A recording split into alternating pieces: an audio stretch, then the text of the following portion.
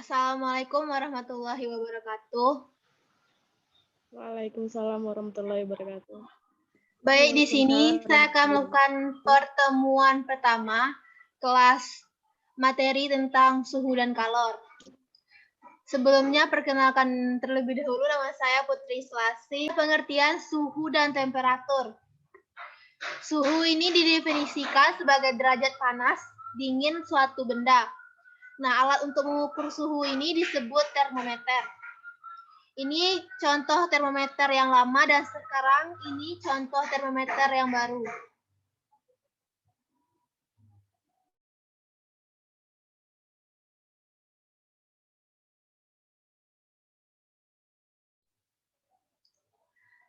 Nah, lalu ada pengertian dari kalor atau panas. Kalor atau panas ini dapat didefinisikan sebagai salah satu bentuk energi yang bisa berpindah karena perbedaan suhu, yaitu perpindahan dari benda bersuhu tinggi ke benda bersuhu rendah. Nah, alat untuk mengukur kalori ini atau kalor yaitu dinamakan kalorimeter. Ini adalah gambar dari contoh kalorimeter. Ini adalah kalorimeter yang terdapat pada laboratorium yang sering kita gunakan untuk melakukan praktikum. Ini adalah bagian-bagian dari kalorimeter. Ada termometer, ada pengaduk penutup, ada tabung dalam, ada tabung luarnya. Nah, kita lagi akan membahas skala termometer.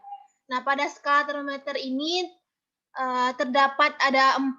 Yang pertama ada Celsius, Fahrenheit, Kelvin, dan Reaumur.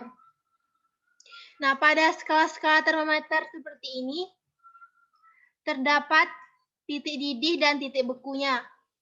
Yang ini adalah titik didih yang di atas, dan di bawah ini adalah titik bekunya.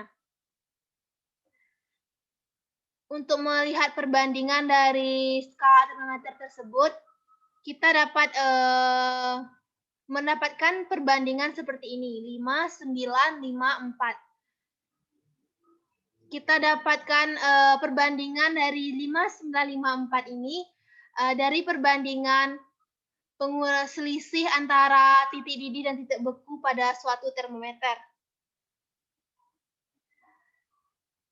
Untuk Celsius, kita dapatkan 5 karena 100 ini kita kurangkan 0, jadi hasilnya 100. Lalu Fahrenheit ini kita 212 dikurangkan 32, hasilnya itu 180. Lalu Kelvin ini titik didih airnya yaitu 373, kita kurangkan 273, hasilnya 100. Lalu ada termometer Reaumur, skala Reaumur, titik didihnya 80, kalau titik bekunya 0. Jadi kalau kita mencari selisihnya 80. Agar menjadi sederhana, kita bagi 2. Ini kita dapat tadi 100 bagi 2 dapatnya 5. Lalu Fahrenheit ini selisihnya 180. Kita bagi 2 menjadi 9. Lalu Kelvin ini selisihnya 100, kita bagi 2 menjadi dapat 5. Lalu Reaumur ini kita bagi 2, selisihnya 80, kita bagi 2 menjadi 4. Nah, inilah rumus untuk mencari Celsius ke Reaumur. Rumus ini didapat dari selisih yang kita dapat pada skala termometer. Di sini ada Celsius ke Reaumur, rumusnya 5 dikali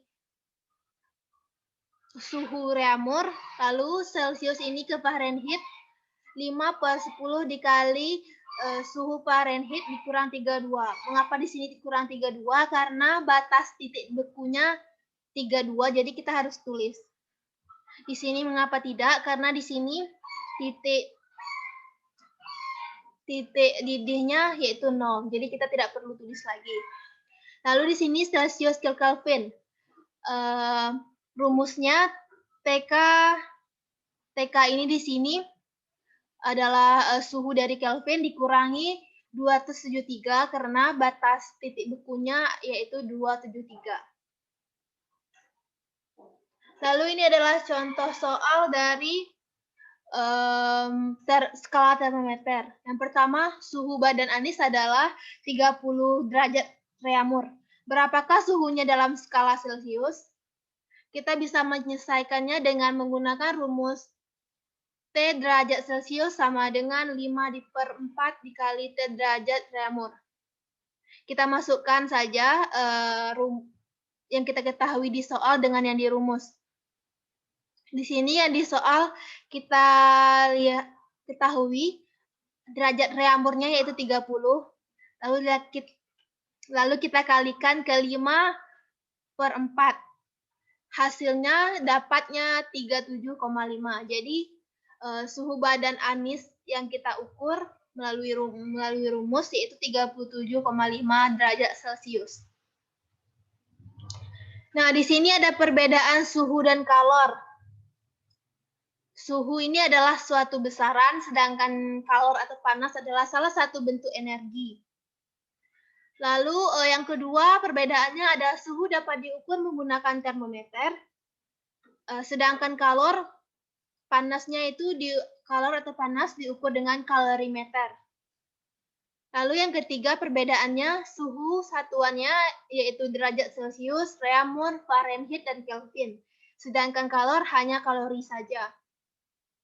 Lalu yang terakhir perbedaannya suhu tidak dapat berpindah namun dia dapat turun atau naik.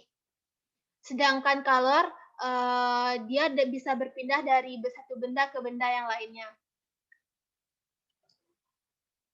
Baik, di sini saya membuat suatu contoh penerapan dari suhu dan kalor. Di sini terdapat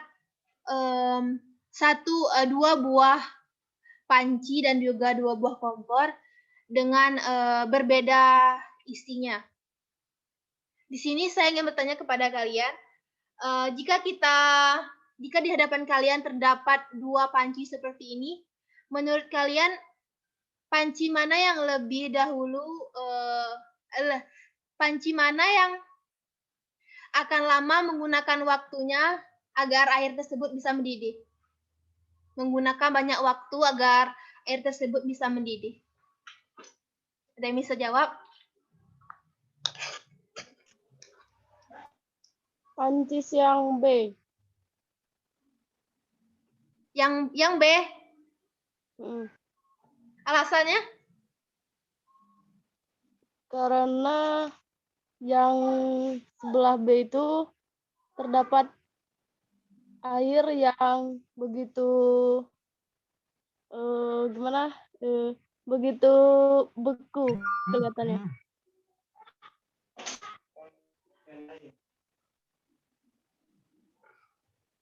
Berarti menurut Derika yang pada panci B memiliki waktu yang cukup lama agar airnya lebih mendidih.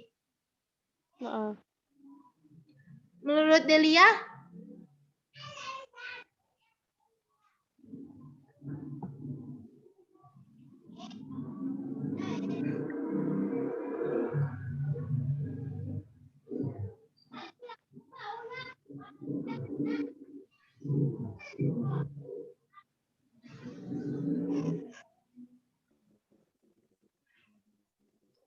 Nah, sebenarnya yang membutuhkan waktu lebih lama untuk mendidihkan air yaitu pada panci A.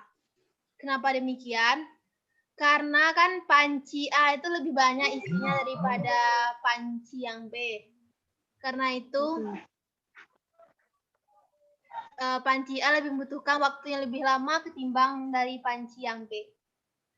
Lalu saya ingin bertanya lagi, apa sih hubungan energi panas yang dibutuhkan untuk mendidih air dengan panci? Hubungan energi panas. Hubungan energi panas yang dibutuhkan untuk mendidihkan air yang ada pada panci tersebut. Tunggu.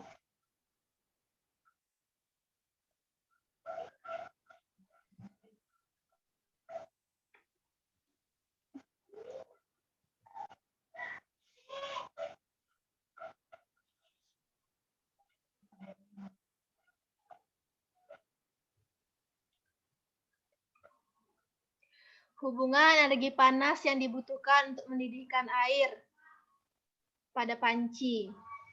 Ada yang bisa jawab? Sepertinya Delia ini terkendala jaringan, jadi tidak bisa bersuara.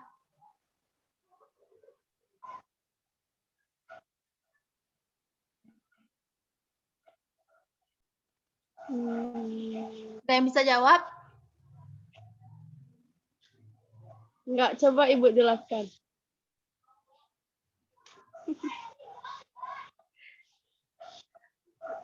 Baik, saya akan menjelaskan kepada kalian semua.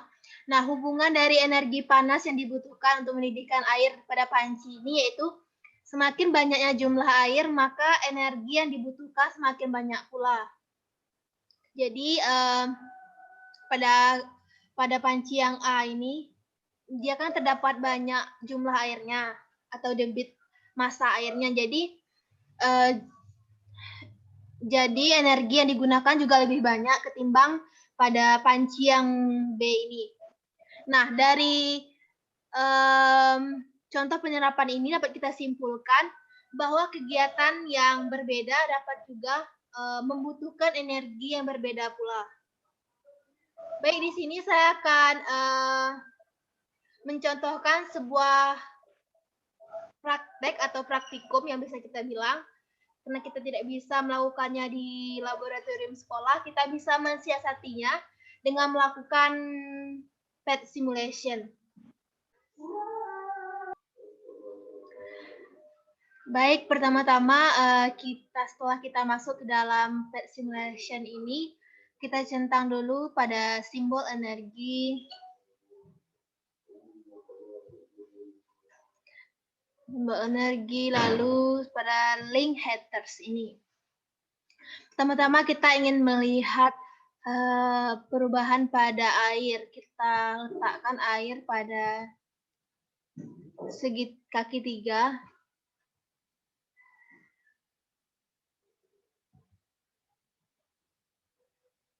Lalu ada minyak kita letakkan juga.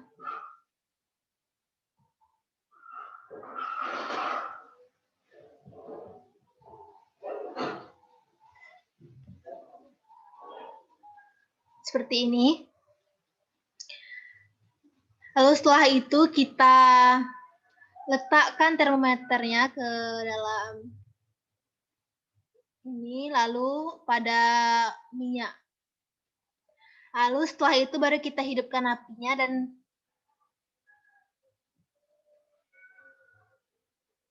kita lihat apa yang terjadi pada percobaan kita pada simulasi PET tersebut. Nah, dapat kita lihat temperatur atau suhu pada pada minyak yang dipanaskan lebih cepat naik temperaturnya daripada air. Ini mengapa? Ini karena titik didih pada minyak lebih tinggi daripada titik didih air.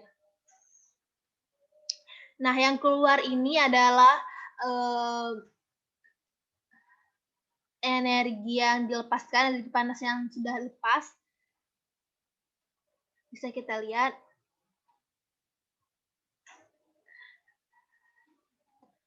Baik, setelah itu kita akan melakukan percobaan pada besi dan batu bata. Kita letakkan batu bata di atas kaki 3, lalu besi,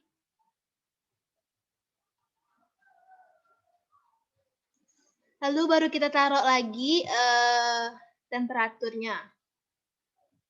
Agar kita bisa melihat suhunya nanti naik atau cepat naik atau lambat.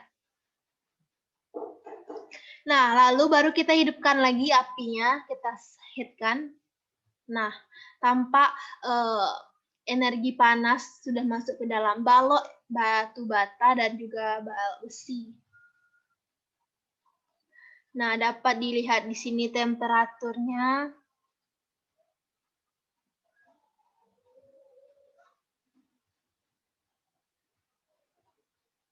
Lebih cepat batu bata. Itu kenapa? Karena pada batu bata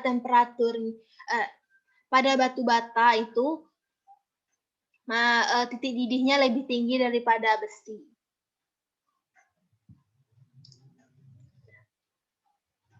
Saya hanya ingin menunjukkan kepada kalian contoh pada proses kita melihat suhu pada suatu zat, agar nanti walaupun kita tidak bisa melakukannya di praktikum di laboratorium, kita bisa melakukannya secara aplikasi atau online.